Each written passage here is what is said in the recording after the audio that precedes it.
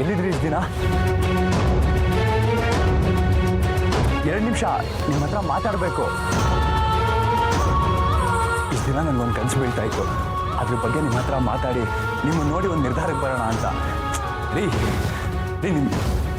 ನಿಮ್ಮ ಹೆಸರು ಹೇಳ್ರಿ ರೀ. ನೀವು ಕೊಡೋ 2 ನಿಮಿಷ ನನ್ನ ಬದುಕಲ್ಲಿ ಬಣ್ಣ ತುಂಬಿದ್ರು ತುಂಬೋದು. ನಿಂತ್ಕೊಳ್ರಿ ರೀ.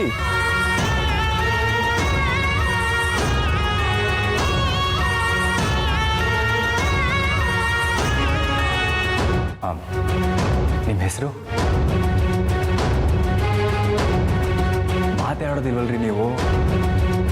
ಮಾತಾಡ್ರಿ. ಇಬ್ರು ಮಾತಲ್ಲೇ ಸರಿ ಮನೆ ಕಟ್ಬಿಡೋಣ. ನಿಮ್ಮನ್ನು ನೋಡ್ಲೇಬೇಕು ನಾನು. ಯಾಕೆ ಅಂತ ಆಮೇಲೆ ಹೇಳ್ತೀನಿ. ದಯವಿಟ್ಟು ತಿರುಗಿ. ನನಗೆ ಒಂದು ಕನಸು ಬೀಳುತ್ತೆ. ಅದರಲ್ಲಿ ಒಬ್ಳು ಹುಡುಗಿ ಬರ್ತಾಳೆ. ನನಗೆ ಬೀಳ್ತಾ ಇರೋ ಕನಸಿಗೂ ಇಲ್ಲಿ ಓಡಾಡ್ತಾ ಇರೋ ನಿಮಗೂ ಏನೋ ಸಂಬಂಧ ಇದೆ ಅನಿಸ್ತಾ ಇದೆ. ನಿಮ್ಗೇನು ಅನ್ಸುತ್ತೆ?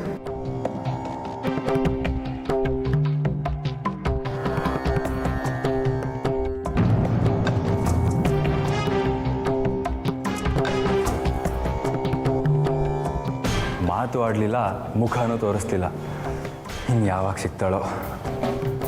ಇಲ್ಲ, ಇವತ್ತು ಮುಖ ನೋಡೇ ಹೋಗಬೇಕು.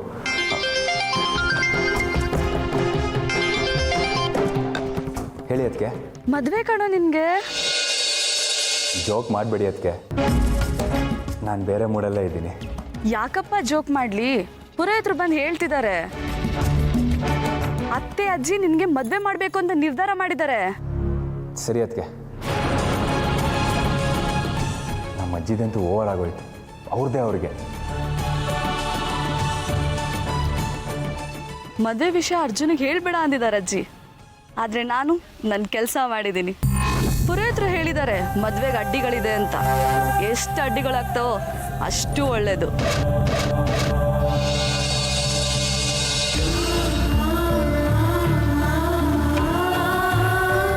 ಹೋಮ ಶುರುನೇ ಆಗಿದ್ದಿದ್ರೆ ಒಳ್ಳೇದಾಗ್ತಿತ್ತು.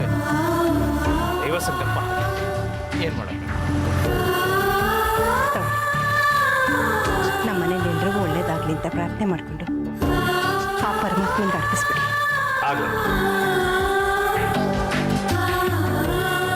ಪರಮೇಶ್ವರ, ನನ್ನ ಮಾತು ಕೇಳಿ ಅರ್ಜುನ ಮದುವೆಗೆ ಒಪ್ಕೊಳ್ಳೋ ಹಾಗೆ ಮಾಡಪ್ಪ. ಅವನಿಗೆ ಒಳ್ಳೆ ಹುಡುಗಿ ಸಿಗೋ ಹಾಗೆ ಮಾಡು. ನಾಗದೇವ್ರೆ, ನಿನ್ನ ಪಾದಕ್ಕೆ ನನ್ನ ಪ್ರಾರ್ಥನೆಯನ್ನು ಸಮರ್ಪಿಸ್ತಾ ಇದ್ದೀನಿ. ನಮ್ಮನ್ನು ಕ್ಷಮಿಸಪ್ಪ. ಅರ್ಜುನ್ಗೆ ದೋಷದಿಂದ ಕಂಟಕಗಳು ಎದುರಾಗದೇ ಇದ್ರೆ ಸಾಕು.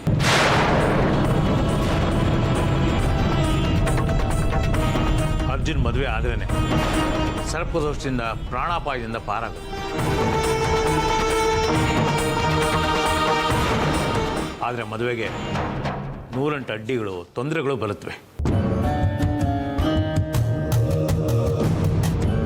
ಸಾಹಸ ಮಾಡಬೇಕಾಗತ್ತೆ ನೀವುಗಳು. ಸುಲಭದಲ್ಲಿ ಅರ್ಜುನ್ ಮದುವೆ ನಡೆಯಲ್ಲ, ತಿಳ್ಕೊಳ್ಳಿ. ಆದರೆ ನೀವುಗಳು ಅದೆಲ್ಲವುದನ್ನು ದಾಟಬೇಕು.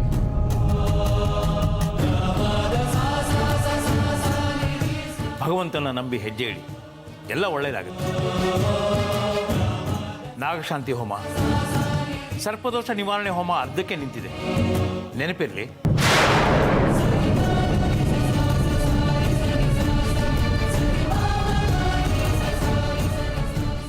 ನಗಾಧಿಪತಿ ದೇವೋ ಅನಂತನಾಮನಾಮತಃ ಪಾತಾಳವಾಸಿನೇ ನಿತ್ಯಂ ನಾಗರಾಜ ನಮೋಸ್ತುತೆ.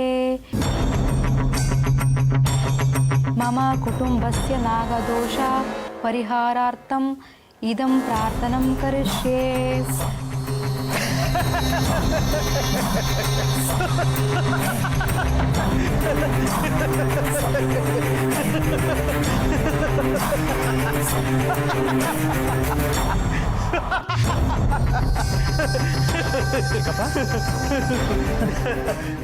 ಏನು ಇಷ್ಟೊಂದು ನಗ್ತಾ ಇದ್ದೀರಾ? ಏನಾಯ್ತು? ಯಾರೋ ಸಿಕ್ಕಾಪಟ್ಟೆ ನಗು ಬರುವಂತೆ ಬರ್ದಿದ್ದಾರೆ. ಅದನ್ನ ಓದಿ ನಗು ಬಂದ್ಬಿಡ್ತು. ಓದ್ತೀನಿ ಕೇಳು. ನೆಮ್ಮದಿ ಇದ್ದ ಕಾಲಕ್ಕೆ ಹೆಂಡತಿಯ ಹುಡುಕಾಟ, ಹೆಂಡತಿ ಬಂದ ಕಾಲಕ್ಕೆ ನೆಮ್ಮದಿಯ ಹುಡುಕಾಟ.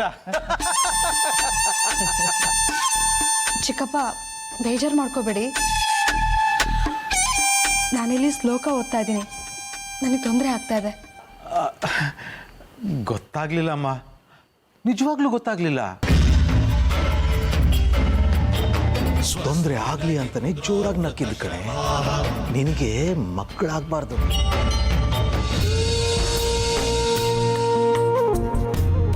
ವಿಕ್ರಮ್, ವಿಕ್ರಮ್, ಅತ್ತೆ ಎಲ್ಲಿ ಹೋಗಿದ್ರಿ ನೀವು? ಆಗ್ಲಿಂದ ಕಾಣಿಸ್ಲಿಲ್ಲ ನೀವು. ಅದಕ್ಕೆ ಕಾಫಿ ತರಲ? ಏನು ಬೇಡ. ವಿಕ್ರಮ್, ಸರೋಜ ಇಲ್ಲಿ. ಸರೋಜಿಂಗೊಂದು ಸಂತೋಷ ಸುದ್ದಿ ತಂದಿದ್ದೀನಿ. ಅದಕ್ಕೆ ಮೆತ್ತಗೆ ಮೆತ್ತಗೆ ನಮ್ಮ ಸರೋಜ ನವನಾಗ ಸ್ತೋತ್ರ ಓದ್ತಿದ್ದಾಳೆ, ಸಂತಾನ ಭಾಗ್ಯ ಪ್ರಾಪ್ತಿಯಾಗ್ಲಿ ಅಂತ.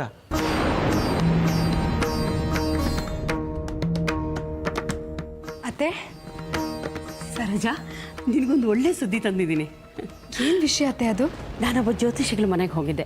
ಅವರು ತುಂಬ ಒಳ್ಳೆ ಜ್ಯೋತಿಷಿಗಳು. ನಿನ್ನ ಕೊರಗನ್ನ ಅವ್ರ ಹತ್ರ ಹೇಳಿದೆ. ನಿನ್ನ ಜಾತಕ ನೋಡಿ ಅವ್ರು ಏನಂದ್ರು ಗೊತ್ತಾ? ಬೆಳ್ಳಿ ತ್ರಿಶೂಲ ಅಥವಾ ಚಿನ್ನದ ತ್ರಿಶೂಲನ ಈಶ್ವರನಿಗೆ ಅರ್ಪಣೆ ಮಾಡಿದ್ರೆ ನಿನಗೆ ಮಕ್ಕಳಾಗುತ್ತೆ ಅಂತ ಹೇಳಿದ್ದಾರೆ.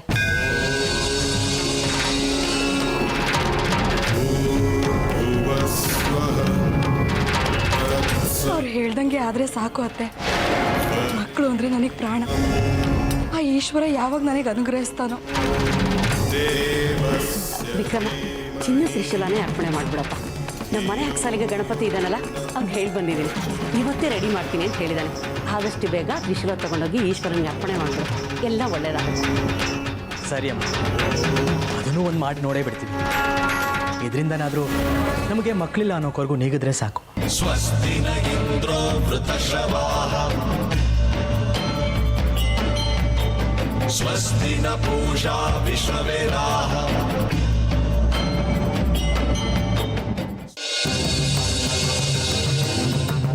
ಅಜ್ಜಿಯಲ್ಲಿ ನಾನು ನಿನಗೆ ಮದುವೆ ವಿಷಯ ಹೇಳಿದ್ನ ಯಾರಿಗೂ ಹೇಳಬೇಡ ಆಯ್ತಾ? ಅಜ್ಜಿ ಬಗ್ಗೆ ಗೊತ್ತಲ್ಲ ಏನು ಅಂತ. ಸರಿ ಹೇಳಲ್ಲ ಬಿಡಿ, ನಿಮಗೆ ಬಯಸಲ್ಲ ನಾನು. ಪಾಪ ತೊಂದರೆ ಆಯ್ತಾ ನನಗೆ ಫೋನ್ ಮಾಡಿದ್ದು? ಯಾವ್ದು ಮುಖ್ಯವಾದ ಕೆಲಸದಲ್ಲಿದ್ದೆ ಏನೋ ನಾನು ಫೋನ್ ಮಾಡಬೇಕಾದ್ರೆ.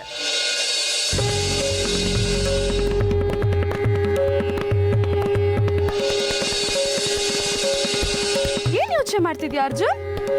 ಹಾಂ, ಏನೂ ಇಲ್ಲ, ನಡೆಯುತ್ತೆ.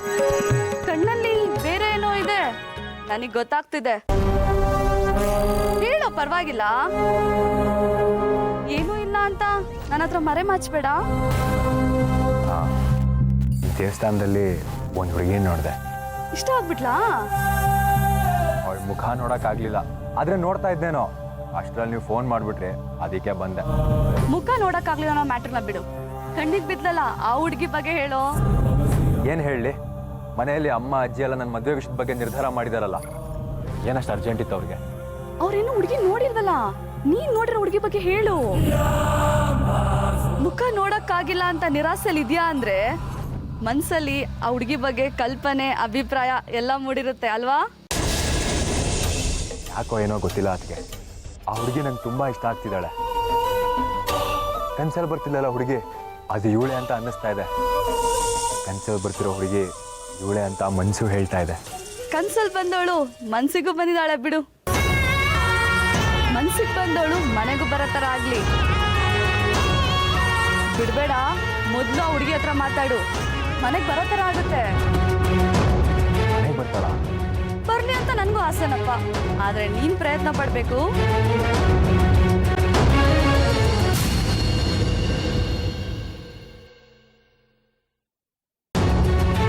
ಕನ್ಸಿನ ಹುಡುಗಿ ಅಂತೆ, ಕಣ್ಣೆದುರುಗಡೆ ಬಂದ್ಲಂತೆ, ಮನೆಗೂ ಬರ್ತಾಳಂತೆ. ಬರ್ಲಿ ಬರ್ಲಿ.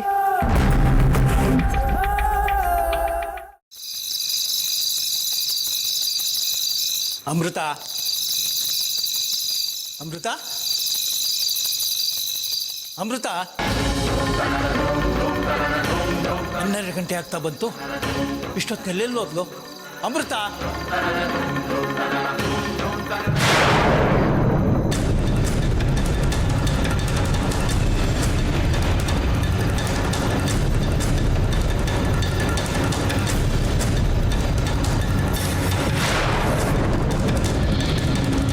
ಅಚ್ಚ ಕಡೆ ಅದನ್ನ ಮಾತ್ರ ಮುಟ್ಬೇಡಿ. ಈ ಗಂಟು ನಿಂದಲ್ಲ ಅನ್ಕೊಂಡಿದ್ದೆ ಅಮೃತ.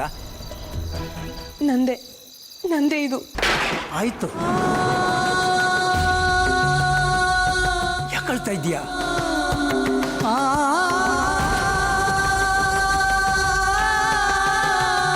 ಅಪ್ಪ ಅಮ್ಮನ ನೆನಪಾಯ್ತು.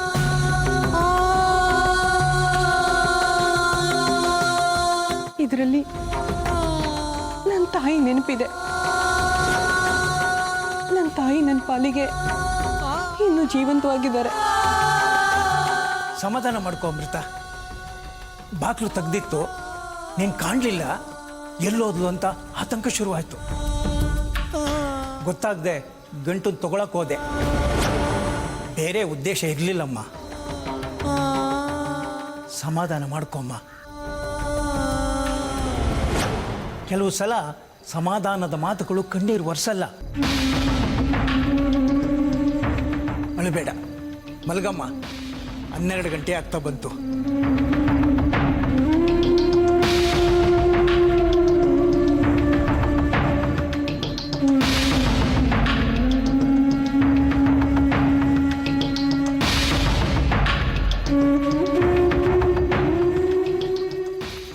ಪ್ರತಿದಿನ ಮಧ್ಯರಾತ್ರಿ 12 ಗಂಟೆಗೆ ನೀನು ನಾಗರೂಪಕ್ಕೆ ಬದಲಾಗಬೇಕು. ಆ ಕ್ಷಣದಲ್ಲಿ ನೀನು ಎಚ್ಚರಿಕೆಯಿಂದ ಇರಬೇಕು.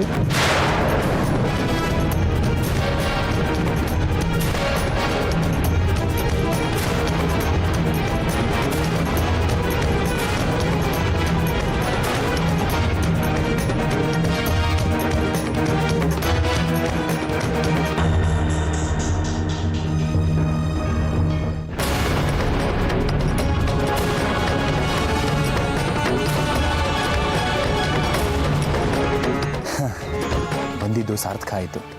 ನಿಮ್ಮ ಮುಖ ಕಣ್ಮುಂದೆ ಬಂದ ತಕ್ಷಣ ಮನಸ್ಸು ನೀವಿರೋ ಕಡೆಗೆ ಕರ್ಕೊಂಬಂದ್ಬಿಡ್ತು. ಯಾಕೆ ಅಂತ ಗೊತ್ತಿಲ್ಲ. ಆದರೆ ಇಷ್ಟೊತ್ತಾದರೂ ದೇವಸ್ಥಾನದಲ್ಲಿ ಇದ್ದೀರಲ್ಲ, ದೇವಸ್ಥಾನ ಒಳಗಡೆ ನೀವು ಅಥವಾ ನಿಮ್ಮೊಳಗೆ ದೇವಸ್ಥಾನನೋ ಮಾತಾಡ್ಸಿರ್ತಾರ. ಹಲೋ,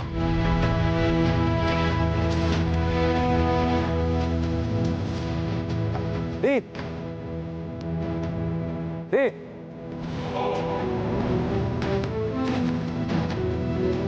ರೀ ರೀ ರೀ ಎದ್ರು ಬೇಡ್ರಿ. ಒಂದೆರಡು ಪ್ರಶ್ನೆ ಇದೆ, ಕೇಳಿಸ್ಕೊತಾ ಇದ್ದೀರಾ? ನಿಮಗೆ ತೊಂದರೆ ಕೊಡಕ್ಕೆ ಬಂದಿಲ್ಲ. 2 ಪ್ರಶ್ನೆ, 2 ದಿನದಲ್ಲಿ ಉತ್ತರ ಕೊಟ್ಬಿಡಿ. ನಾವು ಬೇಗ ಮನೆ ಸೇರ್ಕೋತೀವಿ. ದೇವ್ರೆ, ಇವರಿಂದ ನನ್ನನ್ನು ಬಚಾವ್ ಮಾಡು. ನಾನು ನನ್ನ ನಿಜ ರೂಪನ ತಾಳೋ ಹೊತ್ತಿದ್ದು. ಏನ್ ಮಾಡ್ಲಿ? ಇವರು ಹೋಗೋ ಥರ ಕಾಣ್ತಿಲ್ಲ.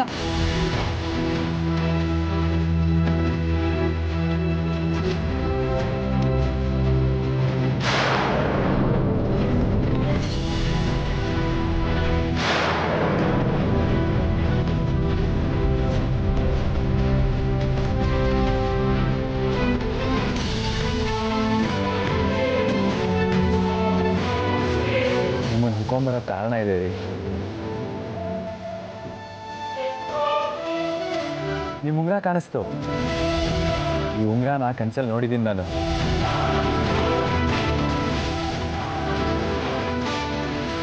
ಎರಡೆರಡು ನಿಮಿಷ ರೀ, ಮಾತಾಡೋಣ.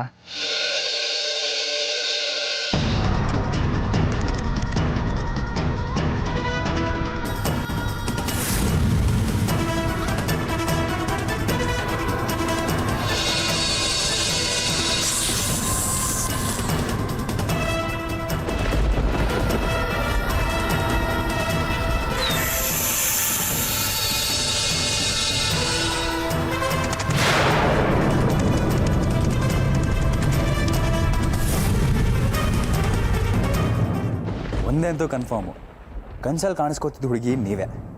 ತಿಳ್ಕೊತೀನಿ ನೀವು ಯಾರು ಏನು ಅಂತ ಎಲ್ಲದನ್ನು ತಿಳ್ಕೊತೀನಿ. ಕಲ್ಲು ಮರ ಗಿಡ ಇದನ್ನೆಲ್ಲ ಮಾತಾಡಿಸ್ತೀನಿ. ಆದರೆ ನಿಮ್ಮ ಹತ್ರ ಮಾತಾಡೋದು ಒಂದು ದೊಡ್ಡ ಸಾಹಸ ಆಗೋಗಿದೆ. ಇಷ್ಟೆಲ್ಲ ಆಗಿದೆ, ನೀವು ಮಾತಾಡೋ ಸಮಯನೂ ಬಂದೇ ಬರುತ್ತೆ. ತಾಳಿದವನು ಬಾಳಿಯಾನು ಅಂತ ದೊಡ್ಡವ್ರು ಹೇಳಿದ್ದಾರೆ. ಕಾಯ್ತೀನಿ. ಹೇ ಸೂಪರ್ ಮ್ಯಾನ್, ಕನ್ಸಲ್ಲಿ ಕಂಡವಳು ಕಣ್ಣೆದುರುಗಡೆ ಬಂದಿದ್ದಾಳೆ. ತಾವು ದಯವಿಟ್ಟು ಕರ್ಮ ವಿಧಿ ಹಣೆ ಬರ ಇದನ್ನೆಲ್ಲ ಅಡ್ಡ ತಂದು ನಮ್ಮನ್ನು ಅಡ್ಡ ಮಲಗಿಸ್ಬೇಡಿ. ಇಷ್ಟ ಆಗಿದ್ದಾಳೆ ಬಾಸ್, ನಮ್ಮನ್ನೊಂದು ಮಾಡಿ.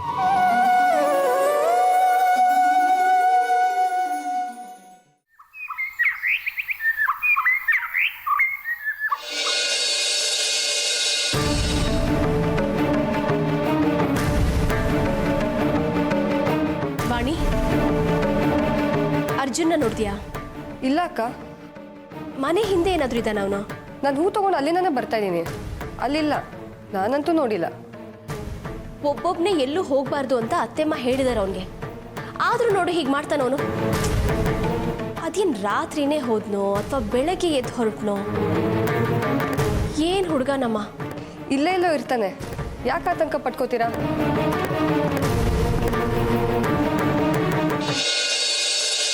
ಅಕ್ಕ, ನೀನು ಈ ದೇವಸ್ಥಾನಕ್ಕೆ ಬಂದ್ಮೇಲೆ ಪಕ್ಕದಿಂದ ಯಾರೋ ಒಬ್ರು ಬರಕ್ ಶುರು ಮಾಡಿದ್ದಾರೆ, ಗೊತ್ತಾ? ದೇವಸ್ಥಾನ ಅಂದಮೇಲೆ ಬರೋರು ಹೋಗೋರು ಇದ್ದೇ ಇರ್ತಾರಪ್ಪ. ಅದ್ರಲ್ಲೇನು ವಿಶೇಷ ಅಂತ ಹೇಳ್ತಿದ್ಯಾ? ವಿಶೇಷ ಇದೆ ಅಕ್ಕ. ದೇವಸ್ಥಾನಕ್ಕೆ ಯಾವತ್ತೂ ಬರ್ದೇ ಇರೋರು ಹಿಂಗ್ ಬಂದ್ಮೇಲೆ ಬರ್ತಾ ಇದಾರೆ ಅಂದ್ರೆ ಅದು ವಿಶೇಷನೇ. ನನ್ಗೇನೋ ಅವರು ನಿನ್ನ ನೋಡಕ್ ಬರ್ತಿದಾರೆ ಅನ್ಸುತ್ತೆ. ನಿನಗೆ? ಹಾಗೆಲ್ಲ ಏನಿಲ್ಲ ಬಿಡು. ಪರವಾಗಿಲ್ಲ ಹೇಳಕ್ಕ, ನಾನು ಯಾರಿಗೂ ಹೇಳಲ್ಲ. ಬಹಳ ಮಾತಾಡ್ತೀಯ ಮಲ್ಲಿ ನೀನು. ನೋಡು, ನೀನು ಹೀಗೆ ಮಾತಾಡ್ತಿದ್ರೆ ನಾನು ನಿನ್ನ ಹತ್ರ ಮಾತಾಡೋದನ್ನೇ ನಿಲ್ಲಿಸ್ಬಿಡ್ತೀನಿ. ಮೊದಲು ನಿನಗೆ ದಿನ ಶಾಲೆಗೆ ಹೋಗೋ ವ್ಯವಸ್ಥೆ ಮಾಡಬೇಕು.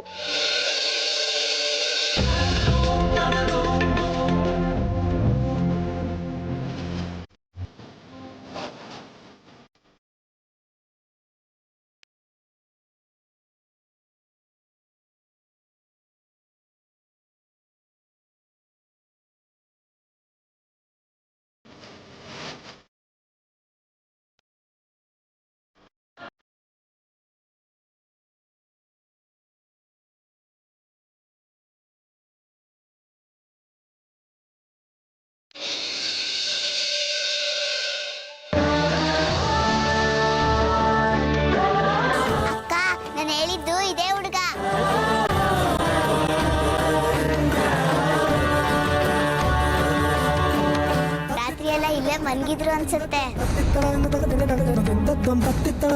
ಬೆಳಗಿನ ಜಾವ ಚಳಿ ಬೇರೆ, ಹೇಳು ಅಂದ್ರೆ ಎದ್ಬಿಡ್ತಾ ಇದ್ದ. ನ್ಯಾಯನೇನ್ರಿ ಇದು? ನೀವು ಮಲಗಿದ್ದೀರಾ ಅಂತ ನನಗೆ ಗೊತ್ತಿರಲಿಲ್ಲ.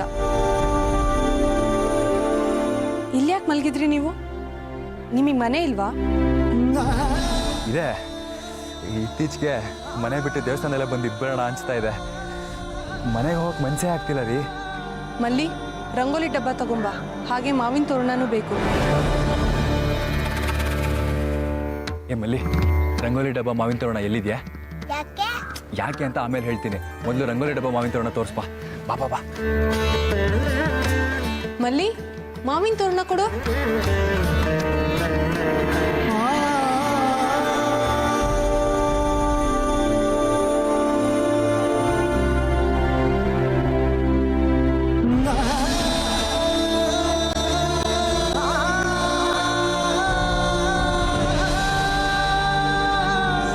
ಚೆನ್ನಾಗಿದೆ ತೋರಣ.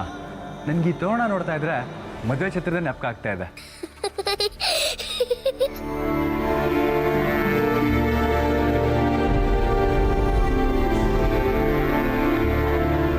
ರೀ, 2 ನಿಮಿಷ ರೀ, ನಿಮ್ಮ ಹತ್ರ ಮಾತಾಡಬೇಕು. ದಯವಿಟ್ಟು ನನ್ನ ಹಿಂದೆ ಬರಬೇಡಿ. ನೀವು ಹೇಳ್ದಂಗೆ ನಡೀಲಿ ಜೀವನ, ಆದ್ರೆ ಅದಕ್ಕಿಂತ ಮೊದಲು ಒಂದು 2 ನಿಮಿಷ ಮಾತಾಡೋಕೆ ಅವಕಾಶ ಮಾಡಿಕೊಡಿ. ನೋಡಿ, ನನಗೆ ಕೆಲಸ ಇದೆ, ದಯವಿಟ್ಟು ನನ್ನ ಹಿಂದೆ ಬರಬೇಡಿ, ಹೊರಡಿ. ನಮಗೂ ಇದೆ ರೀ ಕೆಲಸ, ಅದನ್ನೆಲ್ಲ ಬಿಟ್ಟು ನಿಮ್ಮ ಹತ್ರ ಮಾತಾಡಕ್ಕೆ ಬಂದಿದ್ದೀನಿ. ರೀ ರೀ 2 ನಿಮಿಷ ರೀ, ನಿಮ್ಮ ಹತ್ರ ಮಾತಾಡಬೇಕು.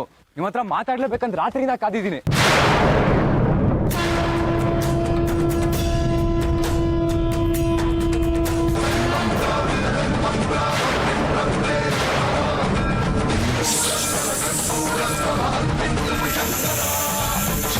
ಶಂಕರ ಹರ ಹರ ಶಂಕರ ಜಯ ಜಯ ಶಂಕರ ದಿಗಿರಾರ ಪ್ರಿಯ ತಾಂಡವ ಶಂಕರ ಪ್ರಜಡ ಶುಭಂಕರ ಪ್ರಳಯ